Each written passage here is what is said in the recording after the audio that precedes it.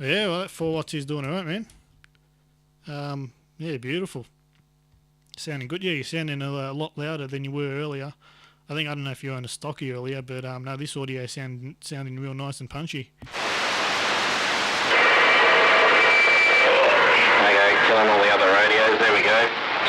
That's the driver up and running again. I forgot I didn't even have the flaming driver going. But I had the driver going, I just didn't have the ricochet. But yeah, that's a Leeson hooked up to that old Craco now. It was a stock standard microphone.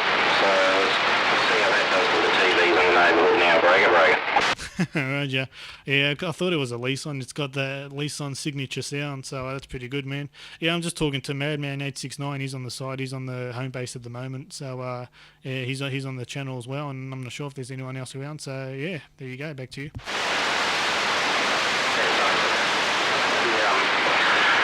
Had the amplifier off there to when I was obviously wiring up the microphone. I had it on sideband to get the audio and the Kia right, and I didn't even realise I didn't have the amplifier on. So that was about 3.5 watts, swinging about 5 out of that old Craco actually before. Yeah, I was working, man. I wasn't sure who it was because, like, Hawaii is sort of still, well, they're pretty much gone now. They're real low down, just sort of in the background. Sort of just a sort of bit of a signal here and there, but nothing to sort of get back to. So I thought they might have been coming up, but ended up being you. So there you go. Yep, we heard you. No, that's alright. Yeah, I can just hear Madman there. He didn't have much of a signal on him, but I'll say g'day to him anyway if he can hear me.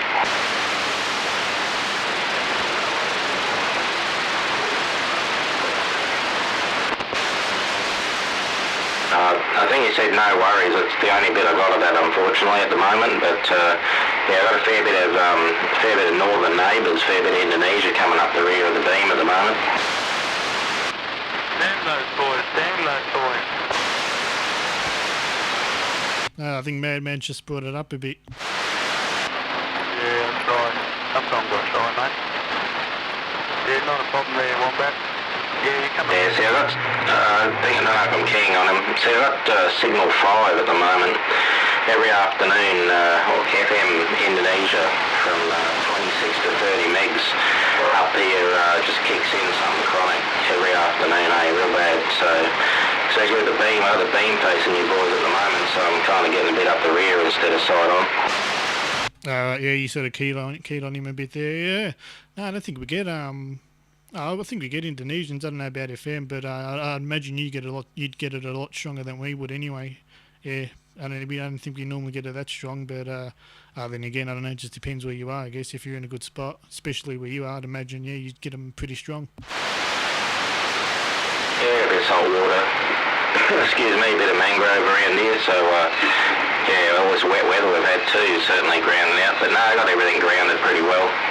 It all seems to be working all right, and I've tried a few different radios over the time, but I just keep coming back to this old 1972 crystal radio, only 23 channels, but yeah, kind of, as I said to the Hawaii boys, it reminds me of, when you used to run AM, when there wasn't really much sideband way back. And yeah, it's just that nice sort of old AM radio. I could probably put something on that sounds better or runs a bit harder, but it does the job, it does what I want it to do. Now, I'll tell you what, I've heard a couple of those old crystal ones, and they probably sound better than anything modern you'd get these days. Those crystal ones, yeah, the audio, especially on AM, how good they sound. Definitely a lot better than anything you'd find now. Anything modern, that's for sure.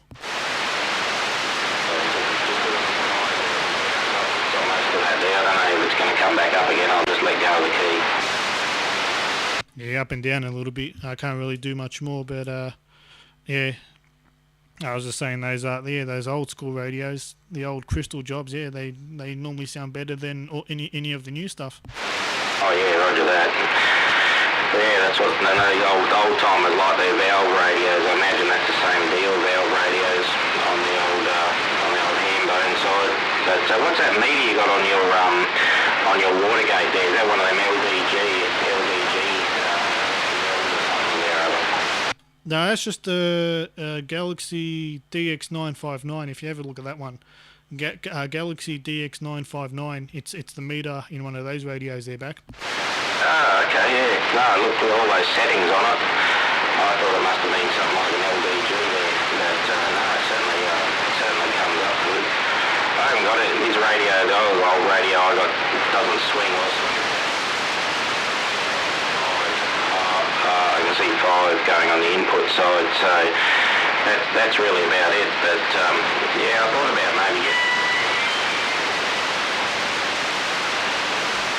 It sounds like your phone there. You got a 21.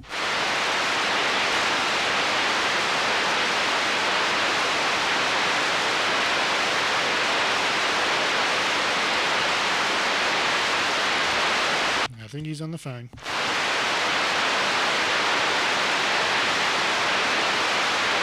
Goes alright, somebody else got it. Get off that microphone. No, we got a bit of separation here, so we should be pretty right. I was saying, I was wondering about swinging across those boys in the States, send me a AM radio that does a bit of decent swing, but I don't know.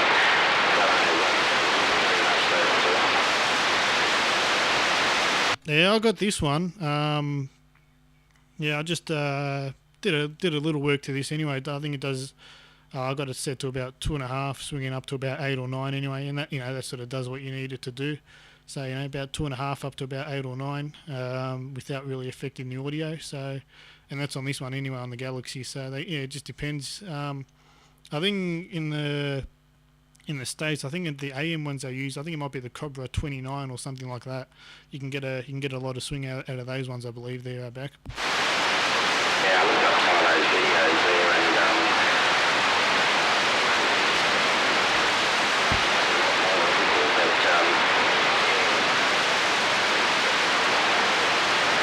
kind of on the drive instead of just a flat drive, it can swing a bit like the SSB side of things, but about 4. That's about 9 on the lease on, and back to about 3 on the lease on there, break. Yeah, conditions a bit rough, real up and down now. Yeah, 4 wasn't too bad. 9 I think was, I don't know if there was a bit of noise or feedback or something, but maybe around 4 or 5. There wasn't really a great deal of difference. It was still sort of pretty loud either way. Even number 3 wasn't too bad, so maybe around 4 or 5. Any more than that, you'd probably start to bring in too much more background noise there back. Yeah, I got the ceiling fan on that in the shop out here, so I'll put the fan on the other bits and pieces there. But no, it's all good, mate. I've seen you on what do you call it, YouTube there, so have a bit of a play around. Haven't really dabbled into the US much on Channel 2. I don't think I'm big enough station for that. Yeah, Roger. Yeah, stateside sort of. I'm not too sure. I just haven't really checked out the bowl or anything. Just sort of been listening to 11. And yeah, haven't heard states for a while, but plenty of Hawaii coming in as well. Hawaii comes in here pretty good, but it fluctuates obviously. Some days I'm on top, the old.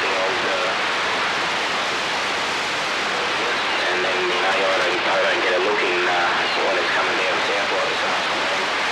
And I guess it's vice versa at times. It depends where the propagation. I'm just lucky, the land's up here and it's coming in strong. Obviously, and it's dropped off down you guys. It's a couple of 1,000 miles south, and 1,000 k's south. It lands in your lap there, over. Yeah, that's for sure. Definitely swings back and forth between. And I'm guessing you're somewhere near the water, so I imagine sort of being near the water, there's nothing in the way, There's just, there's only water between you and them. That'll definitely help a lot as well. Whereas, sort of here, sort of being, in the suburbs kind of thing, about 20, 25 k's from the water, it's a bit different than being right next to the water. They're back.